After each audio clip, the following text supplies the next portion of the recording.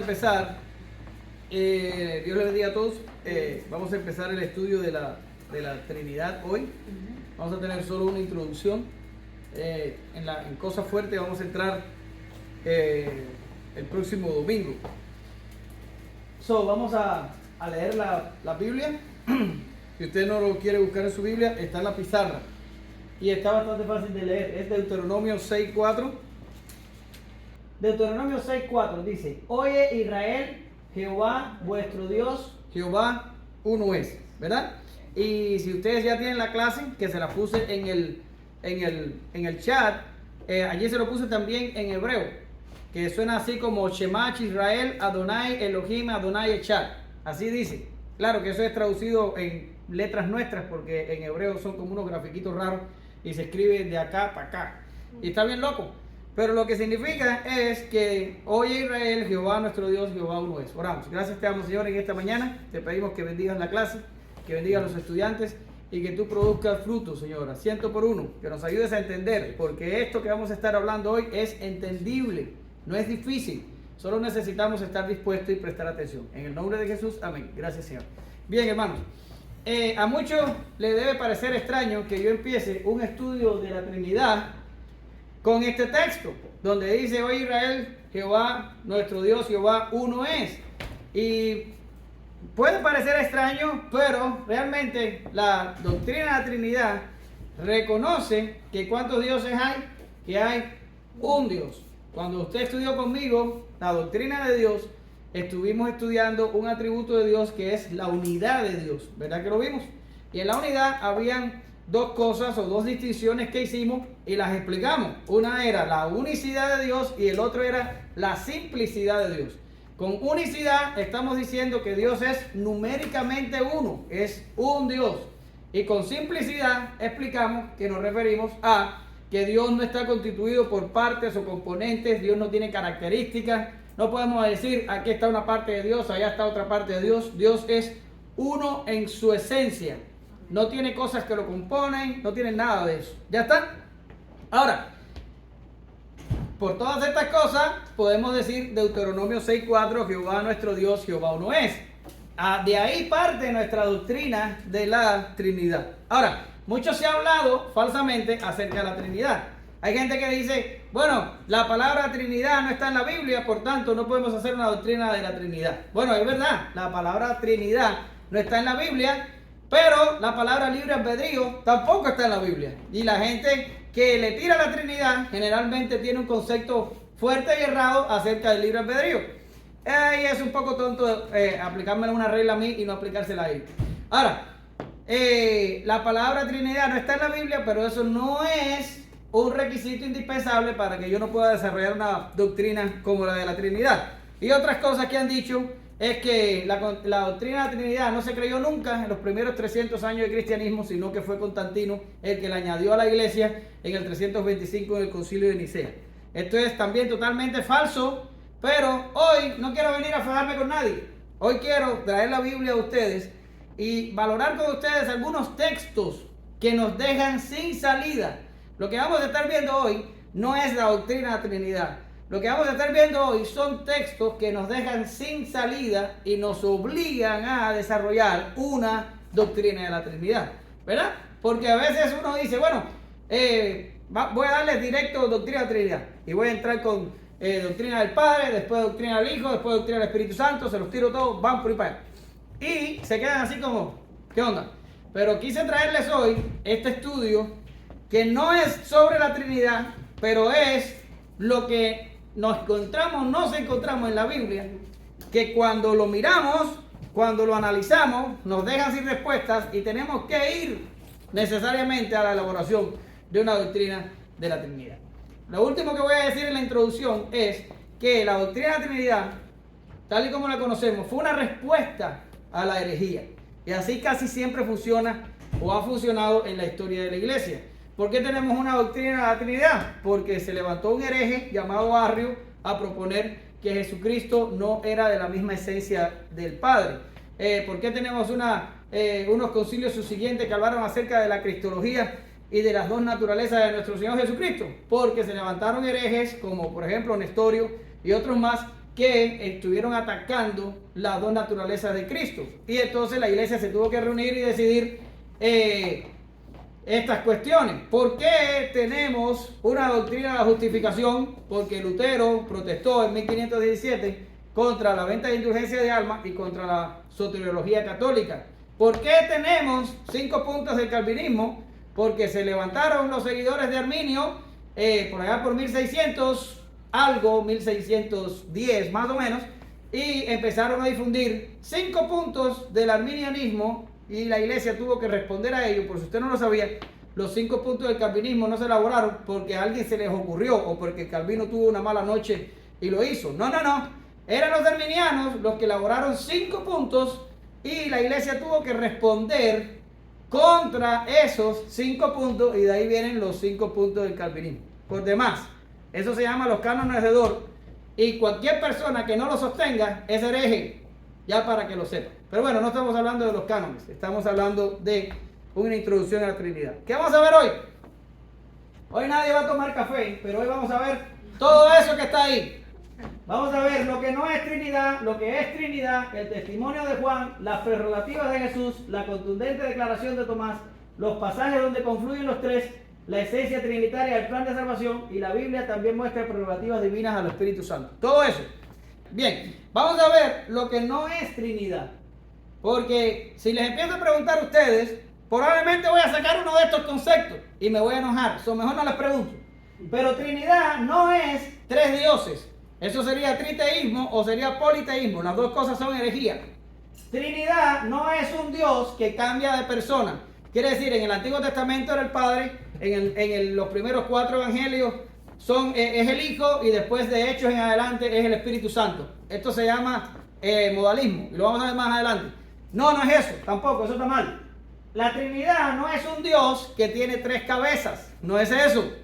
La Trinidad no son 3 en 1, esa es la respuesta que más dan los cristianos.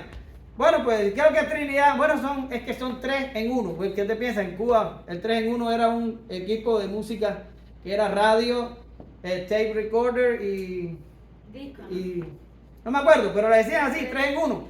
Hay algunos que se van más allá y quieren tentar a las matemáticas y dicen, no, es que son las matemáticas de Dios. 1 más 1 más 1 es igual a 1.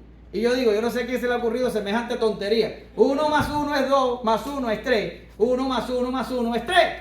Y las matemáticas de Dios son las matemáticas, las reales, las que usted aprende en la escuela, y un poquito más complicadas, porque esas matemáticas hicieron el universo. Pero bueno, cuando lleguemos a doctrina de la creación, vamos a hablar de eso. Ahora, todo eso que está ahí es nonsense, es estupidez. Nada de eso es doctrina de la Trinidad. ¿Qué es doctrina de la Trinidad? Bien, yo les pudiera haber traído cualquier concepto de cualquier teólogo, bien enmarañado y bien complicado, pero no lo hice. Ese es mi concepto. Ese es el concepto que normalmente yo enseño para que a la gente se le quede en la cabeza. ¿Qué es lo que es la Trinidad? Existe un solo Dios y en su sola esencia encontramos 3 subsistencias personales: Padre, Hijo y Espíritu Santo. Ahora, usted va a decir, ¿qué es lo que es una subsistencia? No se preocupe, eso lo vamos a ver en clases posteriores. Por ahora, usted lo deja ahí. Ahora, eso tiene 3 implicaciones, y las implicaciones son básicas, pero son importantísimas. Importantísimas. Las implicaciones son: el Padre es el Padre del Hijo, el Hijo es el Hijo del Padre, y el Espíritu es el Espíritu del Padre y del Hijo. Usted ahora dice, ¿en serio? Usted no sabe lo que ha costado esas implicaciones, y ahí tropieza una pila de gente. Entonces es mejor que las pongamos ya desde ahora para que no haya problema. Ahora vamos a meternos ya en lo que es un poquito de carne, porque les decía que quiero que la Biblia hable por sí misma. A partir de ahora vamos a estar viendo textos que están en la Escritura que nos obligan obligaron a los primeros teólogos a hacerle una actualización.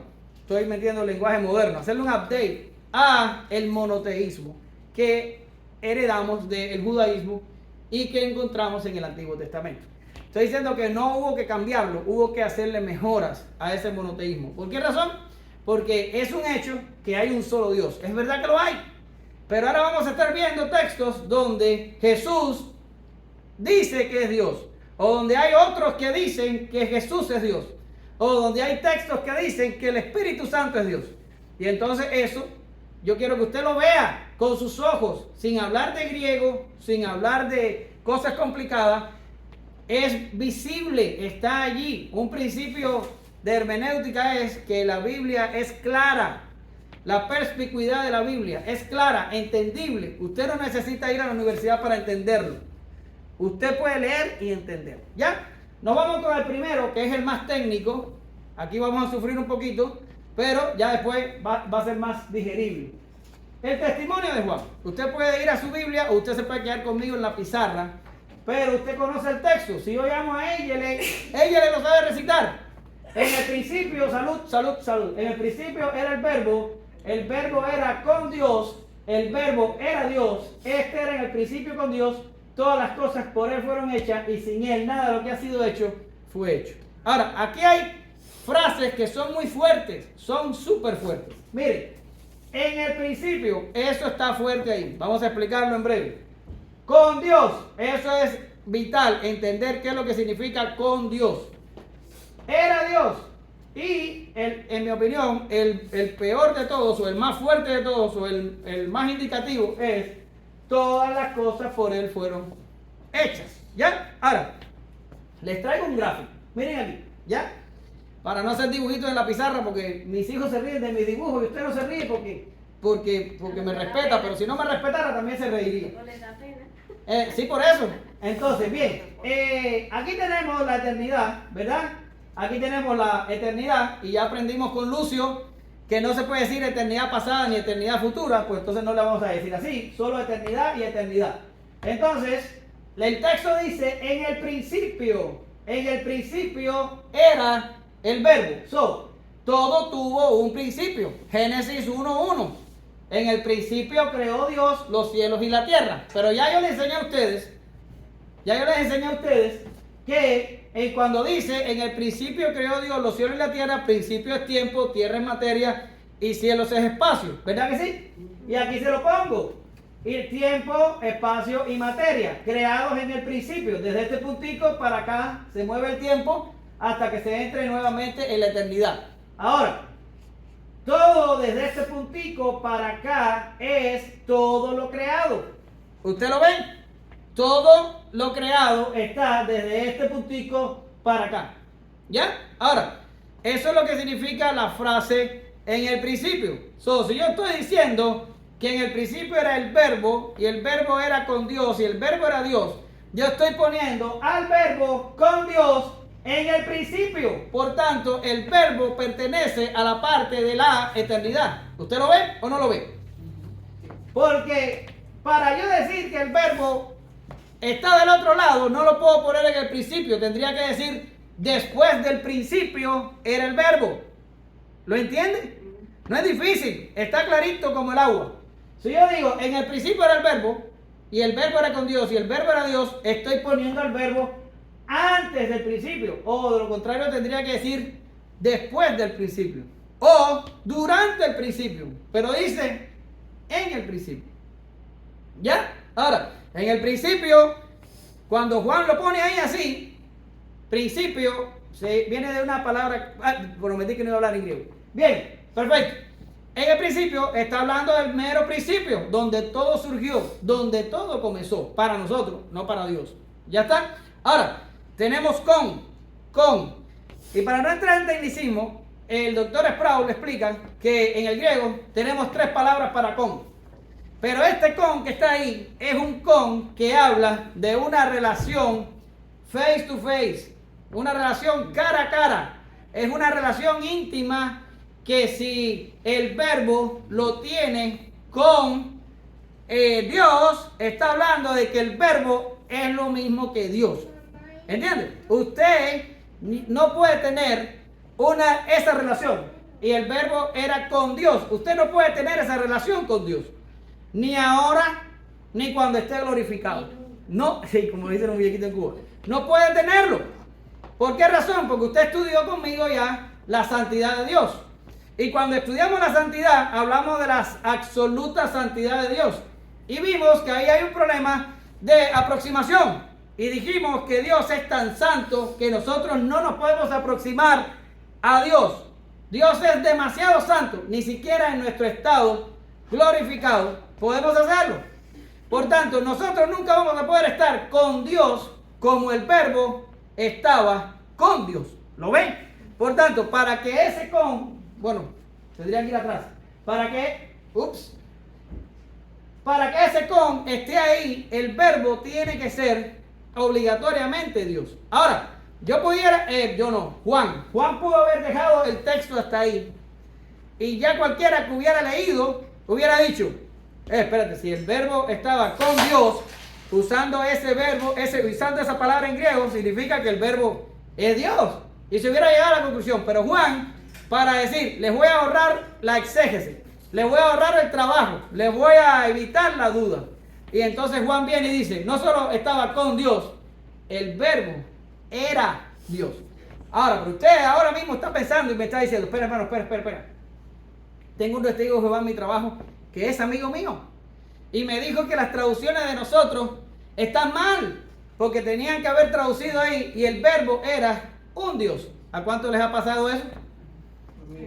Les ha pasado que el testigo les ha dicho eso, ¿verdad? Perfecto, el testigo les ha dicho eso. Por eso yo les traje a ustedes al principio el statement de... ¿Por qué hoy yo no estoy entendiendo la cosa esta? Eso es falta de práctica. ¿Por qué les traje a ustedes este statement al principio? Porque ese es el statement. Jehová nuestro Dios, Jehová uno es. Uno es, quiere decir, la Biblia no da lugar al politeísmo. ¿Qué es lo que se constituye Dios?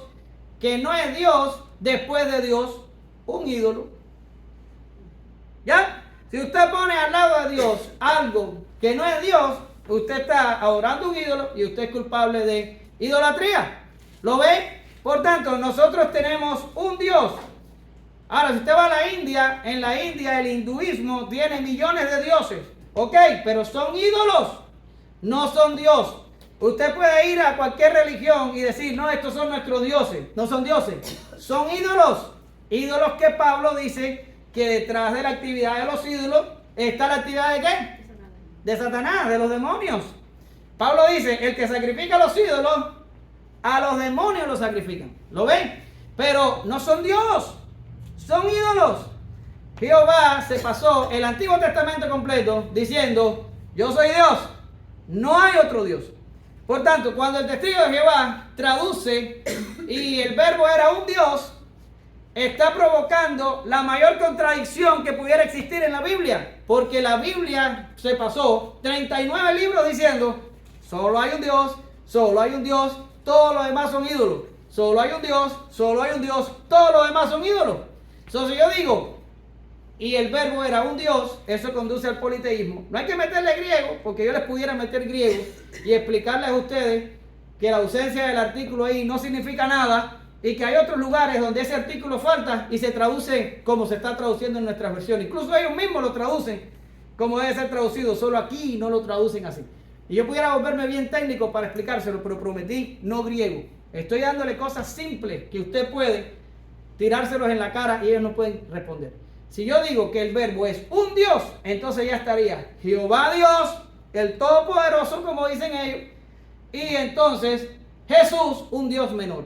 Pero la Biblia, I'm sorry, da un solo Dios. ¿Y qué son todos los demás? Ídolos. ¿Lo ven? Por tanto, no podemos traducir aquí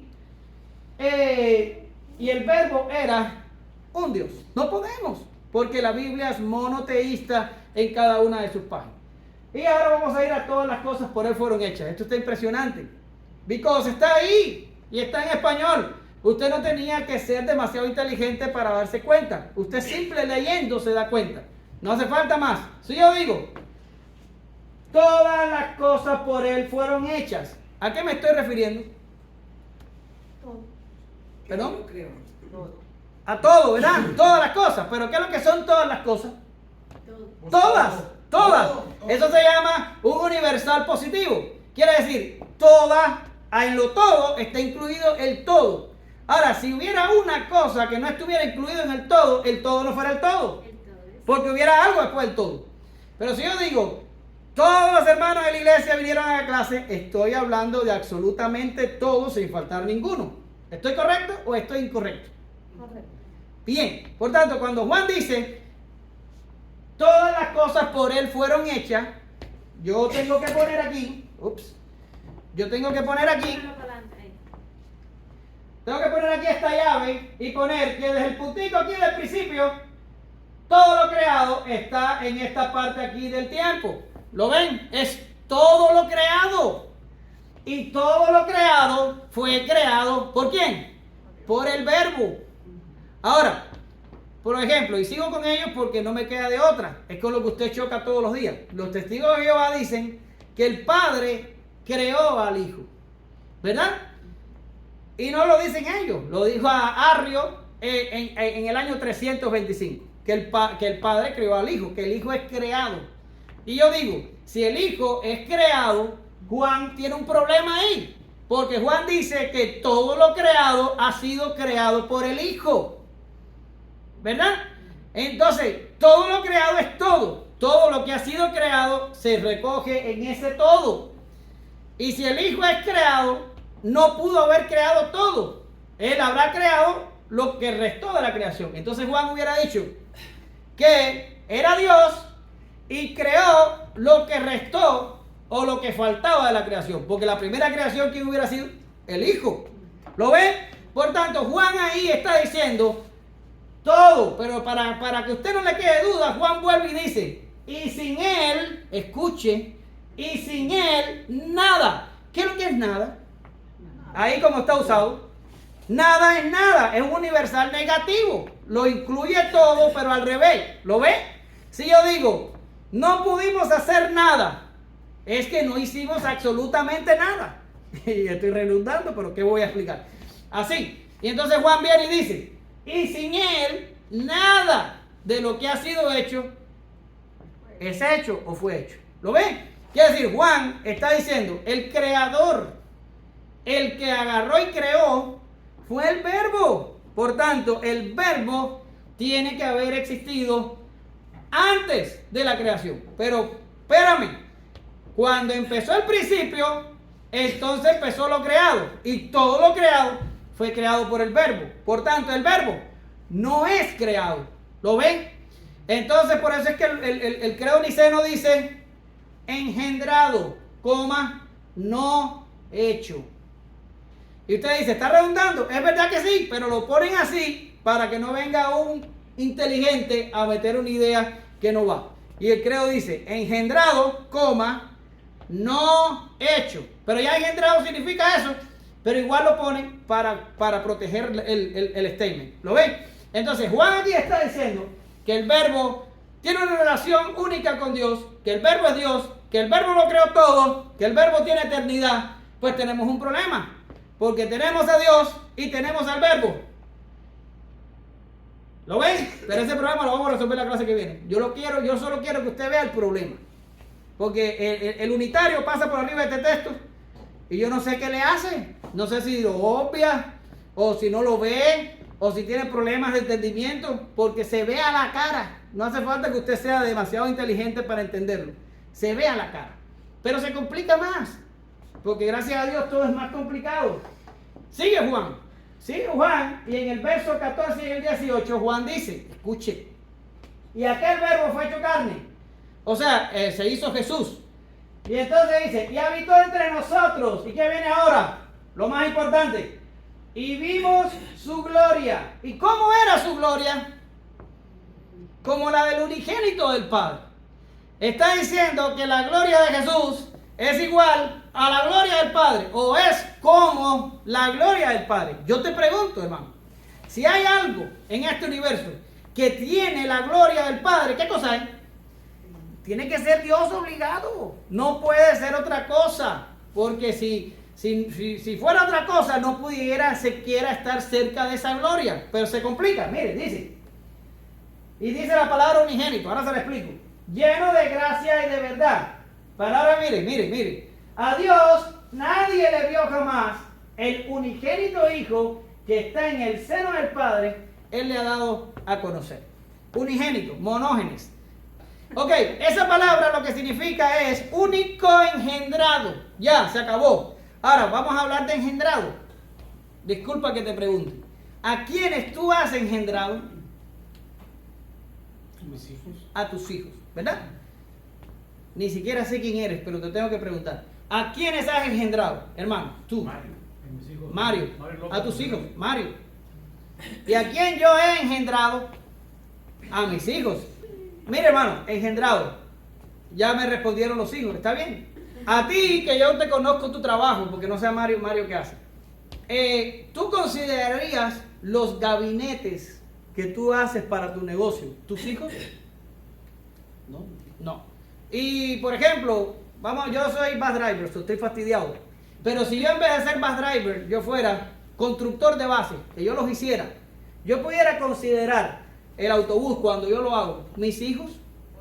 No, son mi creación. ¿Usted lo entiende? Los gabinetes son creación de José. Él los crea, él los diseña. De la madera sin vida, él crea un gabinete, lo que sea, cabinet. Pero son su creación, no son su hijo. El hijo, él lo engendró. ¿Ya? Ahora, ese es el problema. Que cuando Juan dice que el unigénito hijo, está diciendo que el hijo es el único engendrado. Y si Dios engendra un hijo, ¿qué tendría que engendrar? Dios engendra a Dios. ¿Lo ven? No puede engendrar creación. Él creó el hombre del polvo de la tierra. Somos su creación, pero no somos sus hijos. Somos su creación. Cuando nos convertimos en hijos, nos convertimos en hijos cuando Jesús paga por nosotros un precio, cuando por medio de la fe se nos imputa su justicia y cuando por medio del Espíritu Santo se nos adopta en la familia de Dios. ¿Lo ven? Usted es adoptado. Ustedes no son Dios ni yo. Somos adoptados a la familia de Dios. Pero Jesús es engendrado. En las próximas clases vamos a decir qué significa. Por tanto, tenemos un problema. Porque tenemos a Jehová en el Antiguo Testamento haciendo todo. Y ahora venimos al Nuevo y nos dice Juan, espérate, Jehová tiene un monógenes. ¿En serio? ¿Y esto de dónde salió? ¿Cómo lo dijeron? Si tengo a Deuteronomio capítulo 6 versículo 4 diciendo que solo hay un Dios. Por tanto, hay Dios, hay dos o hay uno. ¿Cómo me la arreglo? Porque si Dios engendra algo, tiene que engendrar Dios. No puede engendrar una criatura. Las cosas que nosotros creamos no son engendradas, son creadas. Las cosas que nosotros... Yo engendro humanos. Los perros engendran perros. Los castores engendran castores. Eso lo leí en un libro. Pero los castores construyen puentes o diques o cosas en los ríos. Pero eso que construye es creación. Pero los castorcitos son lo que engendran. ¿Lo ven? Ahora, esto nos lo pone Juan ahí. Y dice, esto me lo dio el Espíritu Santo. Ahora dijérelo.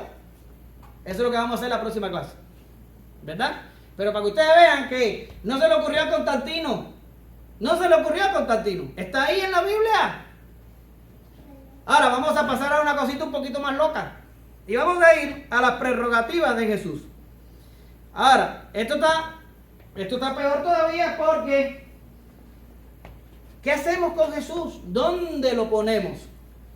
Porque tenemos a Jesús en pasajes de la Escritura diciendo, hola, yo soy Dios. Lo dice así, hermano.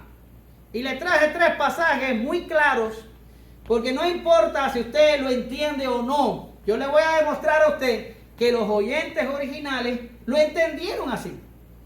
Y con eso se acaba toda discusión, porque cuando yo soy intérprete de la Biblia y vengo a la Biblia, la única pregunta que yo tengo que tener en mi cabeza es, ¿qué quiso decir el escritor original a los oyentes originales? Y cuando yo llego al meollo de lo que los originales oyentes escucharon o entendieron, ahí se acaba todo discurso.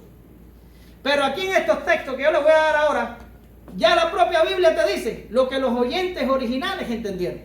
Yo no tengo ni que pararme 5 minutos a explicarle estos textos. La gente que oyó a Jesús decir esto, agarró piedra para apedrearlo por blasfemia. En la ley judía, si usted blasfemaba el nombre de Dios, usted era apedreado o lapidado. ¿Ya? Y decir que usted era Dios era una blasfemia.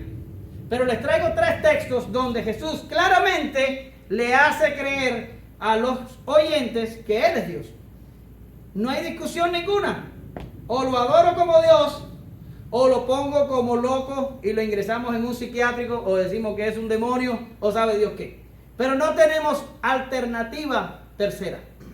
No tenemos. Jesús no nos dio esa posibilidad. Mire aquí. Es interesante, pero yo busqué en internet los yo soy de Jesús. Y todo el mundo pone que son 7. Es increíble. Nunca estudie teología por internet. Son 8. Porque el último es este que yo le pongo aquí. Y por cierto, es el más importante. Pero antes de caer ahí, voy a caer en una cosita antes.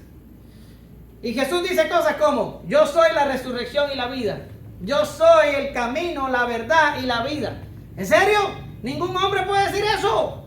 Si yo vengo aquí y les digo, hermanos, síganme a mí. Yo soy la verdad, yo soy el camino, yo soy la vida, yo soy la resurrección. ¿Qué usted hace el otro día? Usted le dice al pastor, por favor, sácalo, está demente el hombre, se voló. Yo puedo decir, lo que yo te estoy predicando es la verdad. Ah, no, eso es otra cosa. Porque entonces la verdad está fuera de mí. Pero yo te estoy diciendo, yo soy la verdad. ¿En serio? Eso no lo puede decir ningún hombre.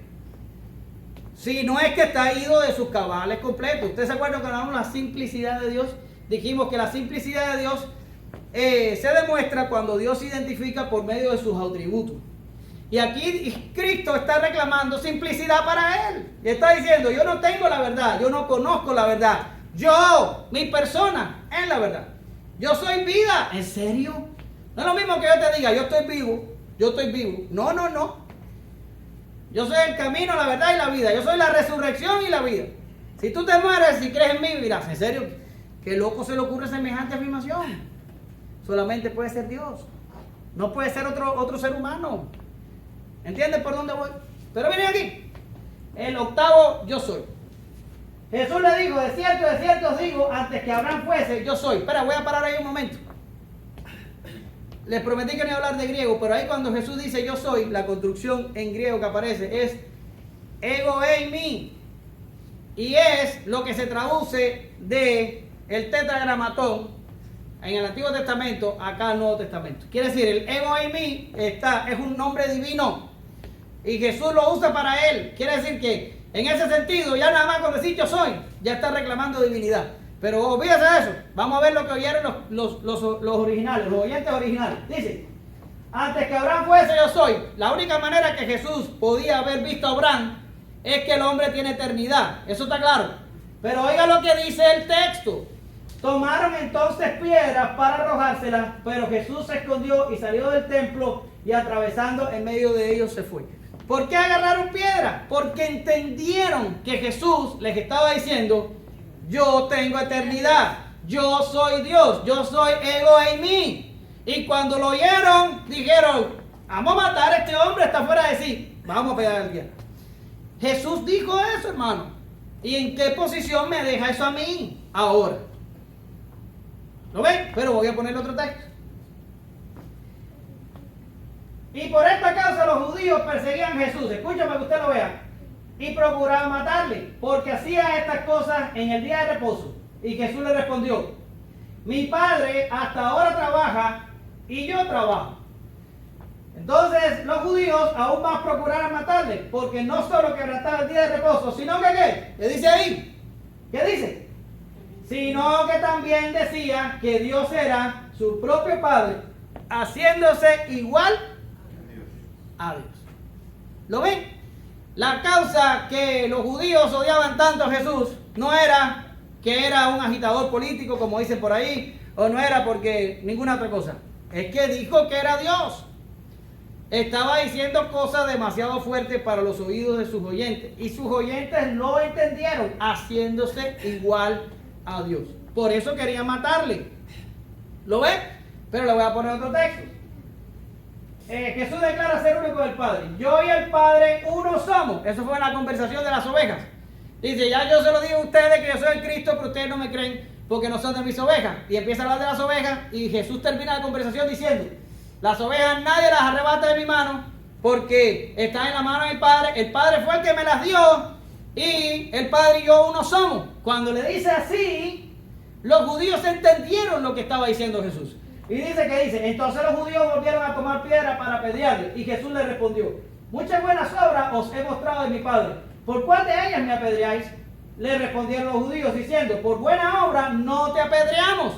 Ahora mire, sino por la blasfemia, porque tú, siendo hombre, te haces Dios. No puede, hermano, usted escapar de esto.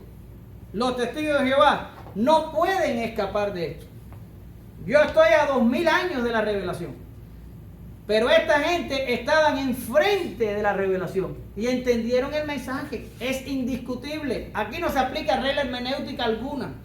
No hay ninguna manera de interpretar ese pasaje a no ser que usted diga Jesús se está haciendo igual a Dios, porque eso fue lo que entendió la audiencia original. ¿Usted lo ve? El hombre dijo que era Dios. Y el último ejemplo. Al ver la fe de ellos, vamos a ponerle contexto rapidísimo, se me está acabando el tiempo y usted pierde su posibilidad de tomar café. Meten al paralítico por el techo, lo bajan, y entonces dice, al ver la fe de ellos, Jesús le dijo, hombre, tus pecados te son perdonados. Entonces los escribas y fariseos comenzaron a cavilar diciendo, ¿quién es este que habla blasfemia? ¿Quién puede perdonar pecados sino Dios? Pero para complicarlo más, Jesús le dice, ¿por qué están pensando tonterías en vuestro corazón? Para que ustedes vean que yo tengo la autoridad para perdonar pecados, te digo, vamos, levántate y toma tu lecho y anda. Y sanó al hombre. Ahora, voy a explicarle rápido esto para que usted entienda. ¿Por qué suceden milagros en la Biblia? Porque respaldan a la gente de revelación. Quiere decir, si Jesús le hubiera dicho al paralítico en ese momento, levántate, y no se hubiera levantado, el statement anterior que había dicho hubiera sido mentira. ¿Lo ven? Pero Jesús dice, para que ustedes vean que yo tengo poder para perdonar pecados, voy a sanar a ese paralítico.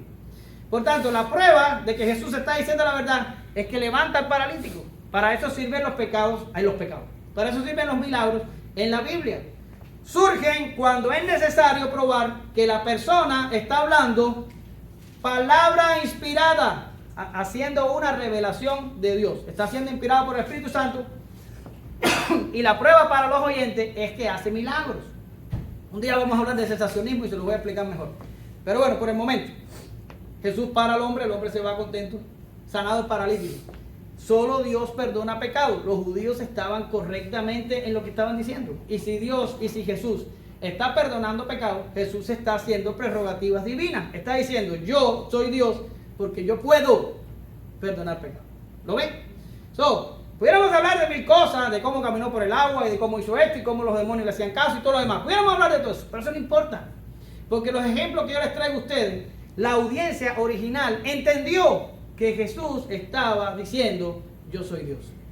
Y eso nos deja en un problema, porque tenemos a Jehová del Antiguo Testamento y ahora tenemos a Jesús encarnado diciendo que es Dios. ¿Lo ven? Clarito como la lluvia. Pero ahora, usted dirá, ¿será o no será? A lo mejor el hermano Omar está exagerando. Entonces yo te voy a poner a Tomás. A Tomás, uno que caminó con el Señor 3 años. Pero uno cuando vinieron y le dijeron, oye, resucitó, el hombre resucitó, como dijo que iba a resucitar, dijo, resucitó, tú estás loco. Si yo no veo los huecos en las manos y la herida en el costado, yo no voy a creerme la cosa esa de que resucitó. Pasaron unas horas o días, se le aparece Jesús y le dice, Tomás, vente, aquí está mi mano, mete el dedo, mete la mano en el costado para que no seas incrédulo sino creyente. Y viene Tomás y dice esta cosa. Y esto termina el argumento. Lo termina, porque Tomás dice, Salvador mío y Dios mío. ¿Qué está haciendo? Es lo que usted va a hacer ahorita cuando usted cante. Él está adorando a Jesús, está haciendo un statement a Jesús. Si Jesús no hubiera sido Dios y hubiera sido un maestro moral y hubiera sido un hombre bueno, hubiera hecho lo mismo que hacen los ángeles cuando aparecen en la historia del hombre y los hombres se tiran a adorar y los ángeles lo levantan y le dicen, calma, calma, calma. Yo soy un consiervo tuyo, adora a Dios. ¿Verdad que sí? Pasó en Apocalipsis. ¿Lo ve ahí? Pero Jesús no corrige a Tomás. No le dice a Tomás, cálmate, te fuiste el... No. Jesús recibe el halago, o la alabanza, o la oración. Eso termina el argumento. Jesús dijo, hermanos queridos, yo soy Dios. Lo dijo, clarito. Miren, los modalistas dicen, no, pero ya tengo la solución. En el Antiguo Testamento era el Padre, en los Evangelios era el Hijo y el Espíritu Santo después que cayó el Pentecostés. Y se va cambiando, como cambiarse de ropa, como cambiar de personaje, ¿verdad? Así dicen. Pero tenemos un problema, y es que la Biblia nos muestra a los tres juntos. ¿Entiendes? El más famoso, no está ahí. Bueno, debería estar. Es el del bautismo. El Señor sube del agua, después de bautizado, el Espíritu Santo desciende como paloma, que no era una paloma, es como, hay un símil, desciende como paloma, y el Señor desde el cielo, el Padre dice, este es mi Hijo amado, en él me complazco. Ahí están los tres. Pues ¿cómo lo arreglo? Ahí están los tres actuando en el espacio y el tiempo.